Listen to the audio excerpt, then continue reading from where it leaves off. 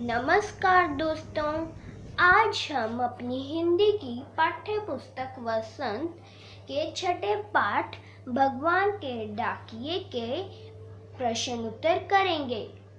प्रश्न 1। कवि ने पक्षी और बादल को भगवान के डाकिये क्यों बताया है? स्पष्ट कीजिए। कवि ने पक्षी और बादल को भगवान के डाकिये इसलिए बताया है क्योंकि ये बेरोक टोक एक देश से दूसरे देश और एक महाद्वीप से दूसरे महाद्वीप आ जा सकते हैं।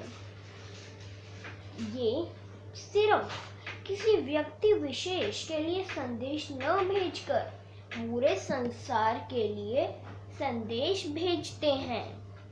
प्रश्न 2। पक्षी और बादल द्वारा लाई गई चिट्ठियों को कौन कौन पढ़ पाते हैं? सोचकर लिखिए। उत्तर: पक्षी और बादलों द्वारा लाई गई चिट्ठियों को पेड़ पौधे, पानी और पहाड़ पढ़ पाते हैं। प्रश्न 3। किन पंक्तियों का आशय है? पक्षी और बादल प्रेम, सद्भाव और एकता का संदेश एक देश से दूसरे देश को भेजते हैं। उत्तर: जो एक देश से दूसरे महादेश को जाते हैं।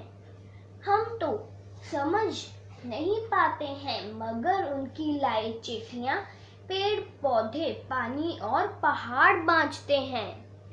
ख। प्रकृति देश देश में भेदभाव नहीं करती। एक देश से उठा बादल दूसरे देश में बरस जाता है। एक देश का भाग दूसरे देश में पानी बनकर गिरता है। प्रश्न 4। पक्षी और बादल की चिट्ठियों में पेड़ पौधे, पानी और पहाड़ क्या पढ़ पाते हैं? उत्तर: पक्षी और बादल की चिट्ठियों में पेड़ पौधे, पानी और पहाड़ प्रेम, भाईचारे, सद्भावना, सम्मान और एकता का संदेश पढ़ पाते हैं। प्रश्न 5। एक देश की धरती दूसरे देश को सुगंध भेजती है। कथन का आशय स्पष्ट कीजिए। एक देश की धरती दूसरे देश को सद्भाव और एकता का संदेश पक्षी और बादल के माध्यम से दूसरे देश को भेजती है। पाठ से आगे। प्रश्न 1। पक्षी और बादल की चिट्ठियों के आदान प्रदान को आप किस दृष्टि से देख सकते हैं? उत्तर: पक्षी और बादल की चिट्ठियों के आदान प्रदान को हम इस प्रकार देखते हैं कि प्रकृति देशों और महाद्वीपों में कोई भेदभाव नहीं करती और पक्षी और बादल के माध्यम से यह सारे संसार में आपसी एकता, प्रेम और सद्भावना का संदेश भेजती है। प्रश्न 2। आज विश्व में कहीं भी संवाद भेजने और पाने का एक बड़ा साधन इंटरनेट है। पक्षी और बादल की चिट्ठियों की तुलना इंटरनेट से करते हुए 10 पंक्तियां लिखें। उत्तर: पक्षी और बादल की चिट्ठियां सारे संसार में जाती हैं और आपसी भेदभाव को एक किनारे करके सबको समान रूप से आपसी प्रेम और एकता का संदेश देती है।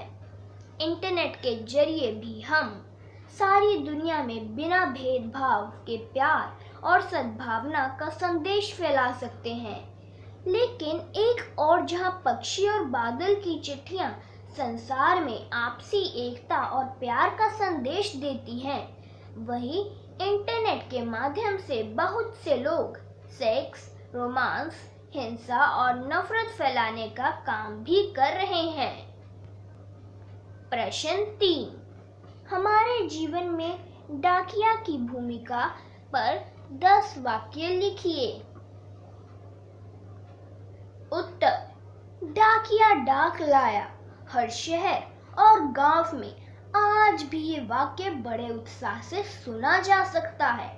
हालांकि आधुनिक संचार क्रांति के बाद कंप्यूटर, इंटरनेट और मोबाइल फोनों के बहुतायत प्रयोग के चलते अब चिट्ठियों का चलन काफी कम हो गया है, लेकिन अभी भी शादी ब्याह, बच्चों के जन्म, नौकरी की सूचना, तबादले की सूचना इत्यादि हर अच्छी या बुरी खबर को परंपरागत रूप से चिट्ठियों के माध्यम से ही हो जाती है। ऐसे में डाकिये की भूमिका अभी भी कम महत्वपूर्ण नहीं है। डाकिये बहुत मेहनती होते हैं और इनकी तनख्वाह भी बहुत कम होती है। इनकी वर्दी खाकी रंग की होती है। गांव वगैरह में तो डाकिया अभी भी न केवल चिट्ठियां पहुंचाते हैं, बल्कि अक्सर वो इन्हें पाने वाले को पढ़कर भी सुनाते हैं। धन्यवाद दोस्तों।